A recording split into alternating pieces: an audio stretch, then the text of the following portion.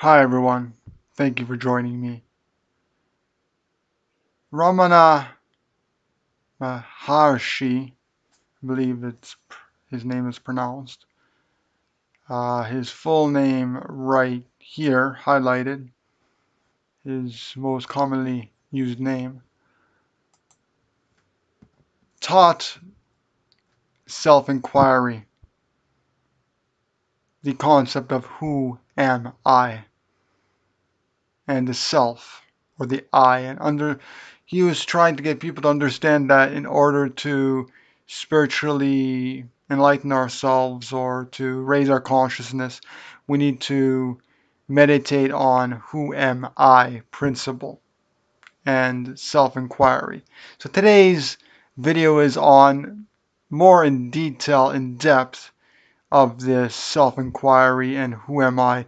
I do talk about it in my books, especially The Lost Love, How to Create the Perfect Vegan Life, and Our Path to Freedom. But I'm going to go into this in more detail of exactly what this is, according to my philosophy, my theories, my views on it, and not according to Ramana or anyone else who, there are many, many saints and sages and masters over the eons of time that have actually understood this concept.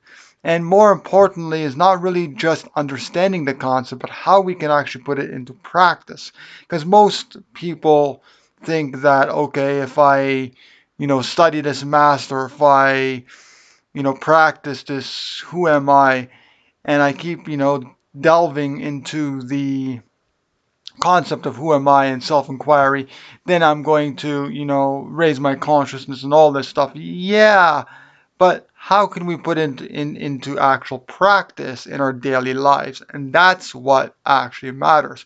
Because if you take some information and you don't do anything with it, yeah, you can understand these concepts, but if you don't put anything, those education into practice, then what good is it? The whole idea of learning something is to learn and to put a lot of that into practice, or put some of it at least into practice. So let's take a look now. This is all about his life, a little bit about his life here. And we're not going to go into his particular life. We're going to go into the actual self-inquiry. We're going to go into who am I. So the I really is us. So self-inquiry, or spelled self-inquiry, or self-contemplation. So the I, thou, as you can see here, uh, let's see. So self-realization or liberation. So, and finally the I, thou, never rises again, which, so let's learn a little bit more. So it comes from this Sanskrit word, self-inquiry, which means to obtain knowledge of, to move, roam, all that. Let's see. What does it say in Greek? Asthma, as you can see here. That's the Greek word. So in Sanskrit, the word usually translated as self. So strictly speaking, self-inquiry is not the investigation of self, Atma, but of the I. Aha. So self-inquiry is actually, if you think about it, as it says here, is actually self-inquiry of me, of the I. So who am I is really the phrase that goes with self-inquiry or self-contemplation. There's a lot of this in Hinduism. There's also a lot in Jainism and even somewhat in Buddhism as well. Ramana taught that by paying close attention to the I Thou, and actually even Will Tuttle talks about the I Thou concept in his book, The World Peace Diet. Okay, so let's forget about this. Let me talk to you a little bit about my understanding, my view on this concept of who am I and self-inquiry or self-contemplation. So self-contemplation and who am I work hand in hand. And what self-contemplation is, by the way, it's 11:11 right now. It's beautiful, baby outside. Okay, so getting back to the self-contemplation. And basically what it means is that we have to understand, truly focus on us, on individually, on the I, on the me. Now, not in an ego sort of way, like, oh, me, like I, deserve this, or I deserve that, I deserve this electronic, or I deserve this TV, or I deserve this big house, or I deserve this, big car. No, it's about really diving into the inner being of who we are and trying to understand that, trying to get out of this materialistic concept and programming. Because when we're born, we're not born vegans. We're not born, compassionate and loving. Yeah, I do sometimes say this, and in a way it's kind of true. But the first day that we're conceived, that we're actually the first day that the sperm, does its magic within the woman. If the mother is consuming animal products, animal foods, meat, dairy, eggs, honey, etc., that baby is consuming that food. And as soon as the baby is conceived, the baby is given mother's milk, which if the mother is consuming animal products, animal foods, then that baby is consuming those foods. So the indoctrination has started basically the first day the baby is conceived, even the first day that, when the mother and the father, make love and they do their, intercourse and so forth, and the sperm goes into the vagina and so forth. I'm not an expert on any of this stuff by any means, or even the expert on this subject, on the I thou, or the, who am I concept and all that. I'm learning, and if anyone wants to put their views and tips and opinions down below, do so, and we'll all learn from each other. So getting back to this concept is we need to really focus on the I, on the self, on ourself, the inner being, the soul, on the soul level, on the spiritual level, not on a materialistic, not on the flesh level, on the inner level. So the heart, the chakras, that is really important. The mind, the heart, and understanding that to remove ourselves from all this programming, or at least to understand the programming, we need to dive deep into who we truly are as human being, as a human being, as an individual human being, as an individual being, I should say, and separate ourselves from everything and delve down into us, the inner, meditating on this concept of who am I. So, what exactly is this concept of who am I?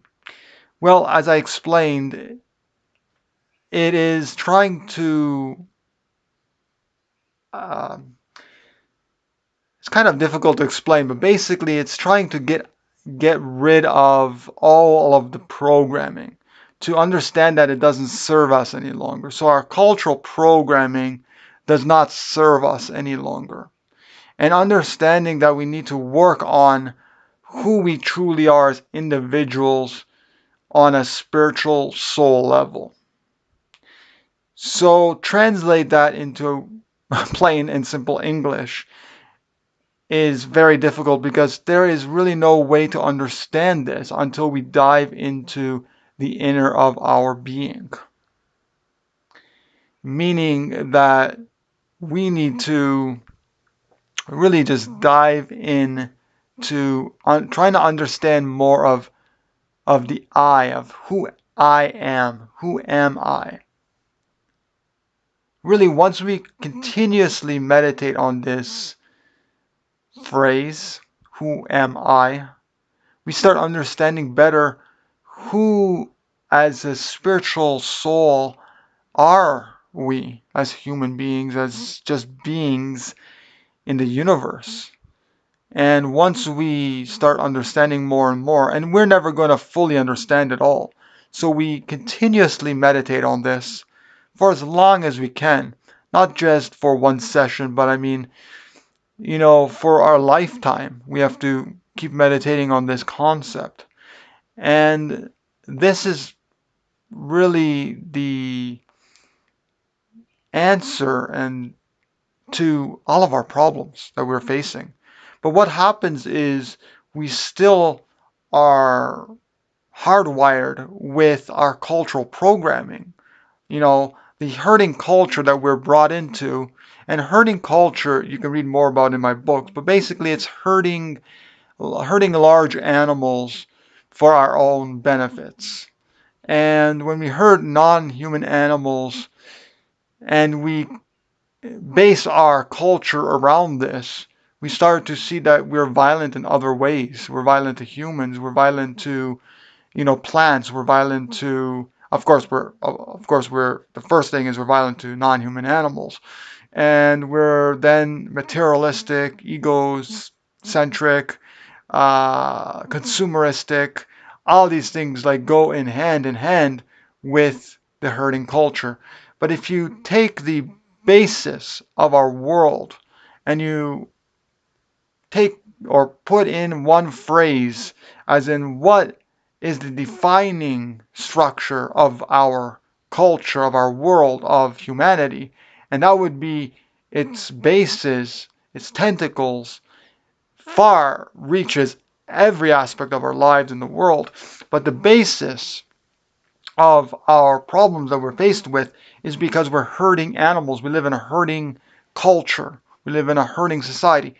And it's basically worldwide. It's not just Western culture, though it's mainly Western culture that is part of this herding culture, but it's now permeating all cultures throughout the world.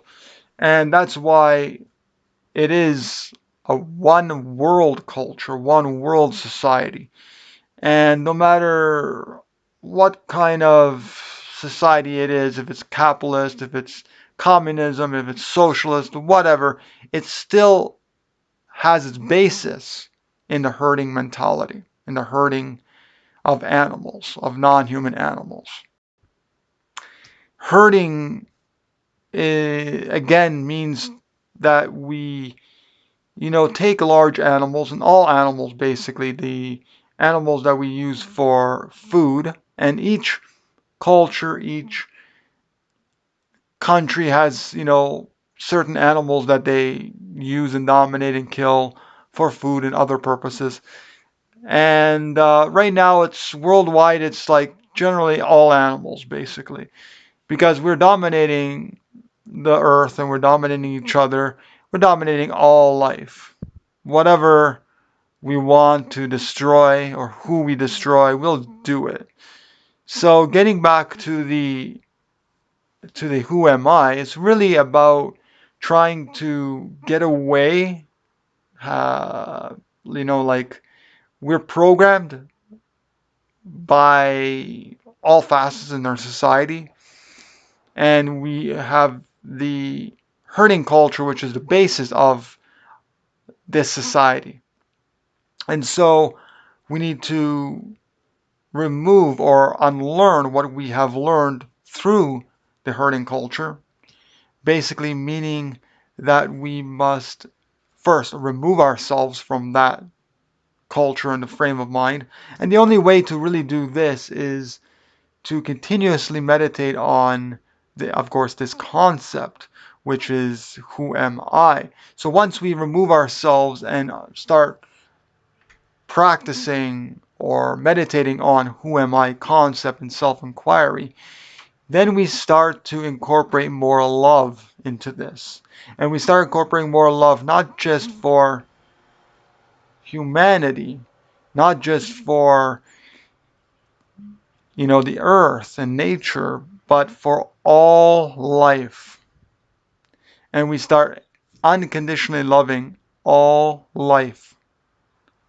So we put that into practice with this concept of who I am.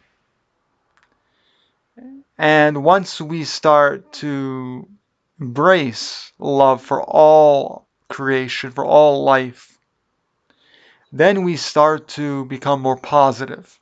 First, we understand the negatives of our society, and we start to open our minds and our hearts, and it's like, wow, I never really, thought this. I never, like, this is really opening me up to a whole new way of seeing the world and seeing our culture and our society and all this. And then of course, we incorporate more love into it.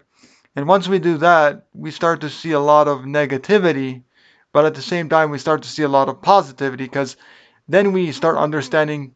Once we understand these concepts, then we have to teach others these concepts and tell others that this is what is really happening in the world today. We are taught all these things that really are a basis of hurting, which is the basis of violence to other beings, to the earth and each other. And we can get out of this concept. We can get out of this programming, and we can get out of this shambles that we are born into, and this programming and this culture that we're born into, and we can live another way. And then we can, of course, once we understand some of these concepts or a lot of these concepts, we can start to teach others these truths. And these truths come from within. They don't come from a book. Yes, you can learn, some of these concepts from a book like the World Peace Diet, like my books, for example, through nature and so forth. But it really comes from within. It comes from our intuition, or at least cultivating our intuition, and from the universe or God, and of course, understanding all these issues. And once we start understanding that our culture, our society does not serve us any longer, then we have to live in accordance to the teachings that we and the concepts that we then understand or then embrace in our lives. So, for example, if we are living or if we're meditating on this who am I, and we start understanding that we need to love all life and we need to do the least harm, then the idea is, how do we put that into practice? How do we put this who am I concept into practice? Now, who am I is the basis of this teaching. The self-inquiry is the basis of this teaching. But what does it look like, or in practical matters, like how do I live my life like that? And the whole idea is to try and cause the least harm that we possibly can. Of course, understanding that it is not possible to not cause harm, because we cause harm just by living, just by sleeping, we cause harm. And the whole thing is to cause the least harm that we can, to do the best that we can in our everyday lives. Now, this is a journey, and if you really want to learn more in depth in how we actually practice it, how do we actually go from one day to the next and live our lives in accordance with this no harm or the least harm, what do we do? How do we go by each and every day of our lives? Now, everyone is going to do it a little bit differently. And I'm not saying that there is like a one fit all practice for every single person out there. Nor am I saying that it is going to be easy. Nor am I saying that, we're going to do it on the first day. No, it's a lifelong practice. And, we get better as time goes on and we learn to cause lesser and lesser harm every and each day. And how our buying choices also makes a difference in this world when it comes to ethics, environmental issues, and or environmental impact, and on our own bodies to do with health and nutrition, and also to other humans that we live in this world with. So how do we put it into practice? Again, there is not one fit all, you know, practice that everybody can put in, into their lives. So what I suggest people start doing is really starting from the I, starting from who am I, starting from, meditating on the concept of this self-inquiry or self-contemplation, and really learning about trying to lessen our harm when we are purchasing the flesh, the secretions of animals, and I'm talking like all animal products. We are not causing the least harm. We're causing tremendous harm. And we want to try and cause the least harm that we can. The least harm is really the first step, is really to start off by being vegan. That's the first thing that we need to do. And all that means is that we embrace love, we embrace compassion, we embrace kindness in our everyday lives. Now, yes, there might be some people that are compassionate towards other human beings, but with their everyday buying choices and everyday food choices, unfortunately, they're not, causing the least harm. They're causing immense violence. They're causing immense suffering with their buying choices that include dairy, eggs, honey, flesh of animals, the meat, all this. Plus, of course, their buying choices when it comes to clothing and other products that they use around the house and in their lives, and the services that they use and the entertainment that they support, and all these things that in some way harm animals. And I'm not saying that, myself or even vegans don't cause harm. It's that we have to try to do the least harm that we can possible. And the way to do this is really to start off by being vegan. Vegan is the starting line. It's like the starting line when we are, running a marathon, for example. The starting line is veganism.